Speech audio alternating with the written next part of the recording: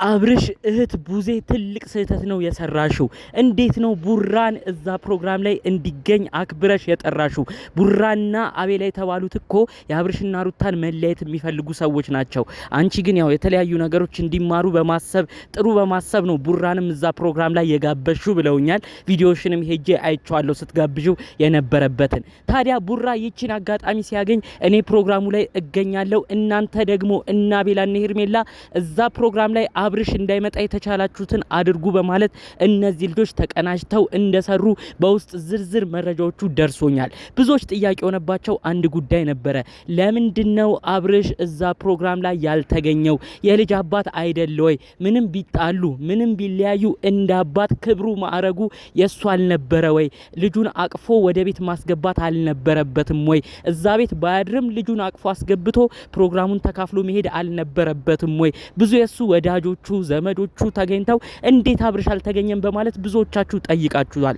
ታዲያ ከዚህ ጀርባ የተደረገው ድራማ ደግሞ በእናቤላ እንዲሁም በነ ሄርሜላ ሴራ እንደሆነ ይሄም ደግሞ ከነቡራ በወጣ መረጃ የተቀነባበረ እንደሆነ መረጃው ደርሶኛል። እያንዳንዱን ፕሮግራም ቡራ አስቀድሞ እየደወለ እየነገራቸው አሁን ፕሮግራሙ አላለቀም፣ አሁን ወደዚህ እንዳይመጣ አብርሽን ያዙት እያለ የተለያዩ ድራማ የተለያዩ ነገሮችን እየነገራቸው እናቤላ ነው አብርሽ ላይ የተጫወቱበት። ሁሉንም በዝርዝር ነው ማሰማችሁ። አብርሽ የት እንደዋለ በዛ ቀን እንዲሁም ደግሞ አቤላ በዛ ቀን ጓደኛውን ምን እንዳረገው በዝርዝር ነው ማሰማችሁ። ሰላም ውድ የሀገሬ ልጆች በያላችሁበት ሰላማችሁ ይብዛልኝ። አብርሽና ሩታ አንድ ላይ ነው የሚያምርባችሁ ስትሉ የነበራችሁ አብርሽም በክብር መቀበል ነበረበት፣ በዛ ፕሮግራም ላይ አብርሽም መገኘት ነበረበት፣ የሚያምረውም እንደዛ ነው ስትሉ የነበራችሁ ውድ የሀገሬ ልጆች የእናንተ አመለካከት ሁሌም ይለያል። ሁሌም ሰው አንድ ላይ እንዲሆን ነው የምትፈልጉት።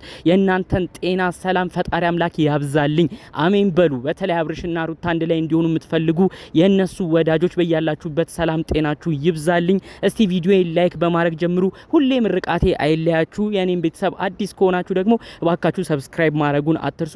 ቀጥታ ይዤ ወደ መጣው ዝርዝር መረጃዎቼ ነው ማመራው። እንግዲህ የሩታ ጓደኞች፣ ቤተሰቦች፣ ወዳጆቿ ጥሩ ፕሮግራም አድርገውላት ምንም ብቸኝነት እንዳይሰማት አብርሽ የሚያረጋት ነገር እንዳይከፋት ብለው ቤቷን ፏ ድምቅ ሽብርቅ አድርገው ነው የተቀበሏት። ሩታ ራሱ ያላሰበችው ነገር እንደሆነ ነው መረጃው የተሰማው። ታዲያ እንግዲህ ከዛ ጉዳይ ጋር ተያይዞ ግን አብርሽን ጠብቀው ነበረ። የሚገርማችሁ ነገር ሩታ ያው አብርሽ ይኖራል ብላ አስባ ነበረ።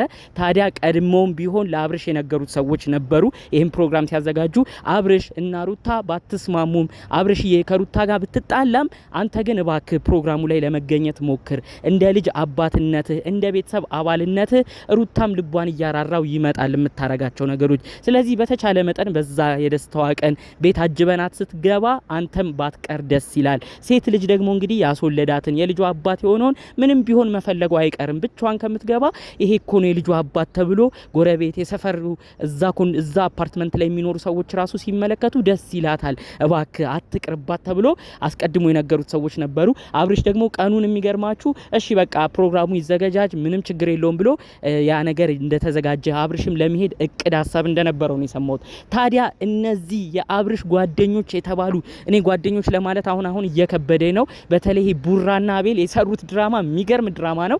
ታዲያ ምንድነው ያደረገው ቡራ የሚባለው እዛ ፕሮግራም ላይ እንዲገኝ፣ ምክንያቱም የአብርሽ እህትም ጋብዘዋለች። ታዲያ እዛ ፕሮግራም ላይ ከተገኘ በኋላ ቡራ እኔ ፕሮግራሙን ማለቂያ ሰዓት ነግራችኋለሁ እስኪያልቅ ድረስ አብርሽ እዛ ቦታ እንዳይገኝ፣ እንዲሁም ደግሞ ያው እዛ ቦታ ተገኝቶ ለሩታ ጥሩ ነገር አሳይቶ ሩታም እንግዲህ ለአብርሽ ጥሩ ነገር አሳይታ ፍቅራቸው እንዳይመለስ እንግዲህ ጭራሽ እልህ እንዲያያዙ ምን ያህል እንደሚሰሩ ተመልከቱ።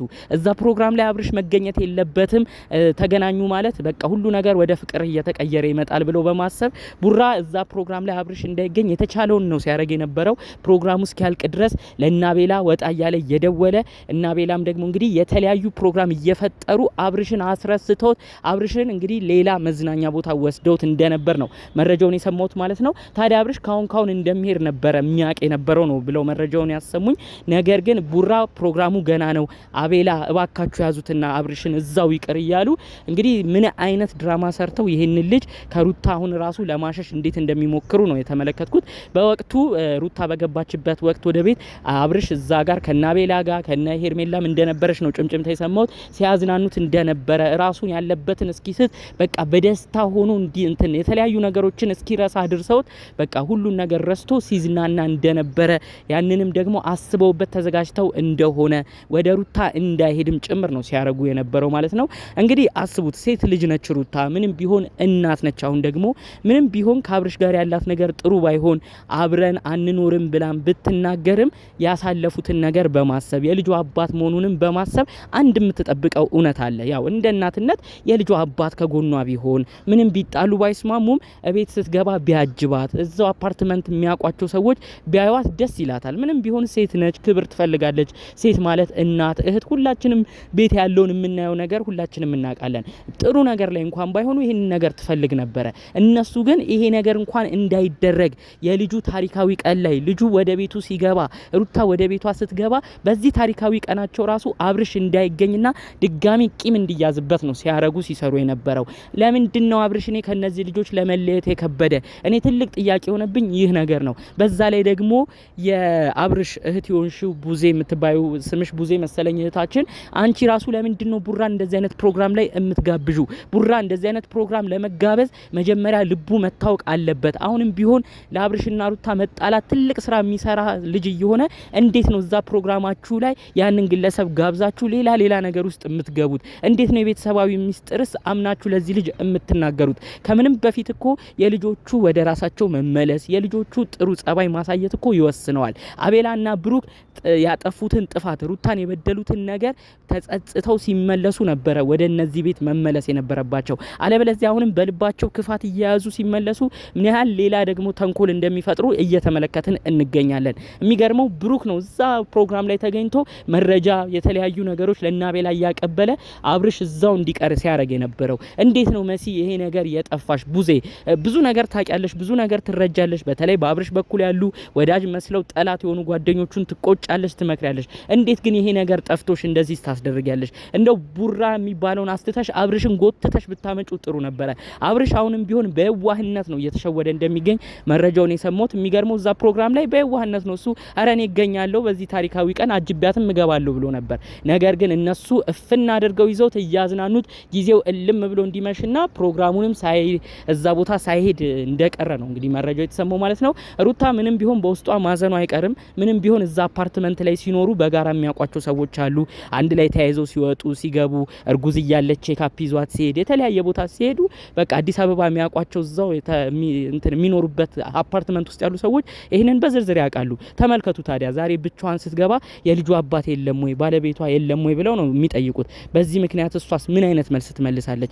አብርሽ ለምን እነዚህ አይነት ነገሮችን አላሰብክም? ምንም ቢሆን እኮ ሴት ልጅ እህት፣ ሴት ልጅ እናት ብዙ ነገር ነች። ብዙ ነገር ማሰቡ አይቀርም። ካንተ ጋር ትጣላ እንጂ ምንም ቢሆን የልጄ አባት ነው ብላ እኮ መናገር በኩራት ማውራት ትፈልጋለች። ለምን በእንደዚህ አይነት ታሪካዊ ቀን እንደው ምንስ ቢቀጥሩ እነዚህ ልጆች ተንኮላቸውን እያወቅ እንዴት ለነሱ ትዘጋጃለህ?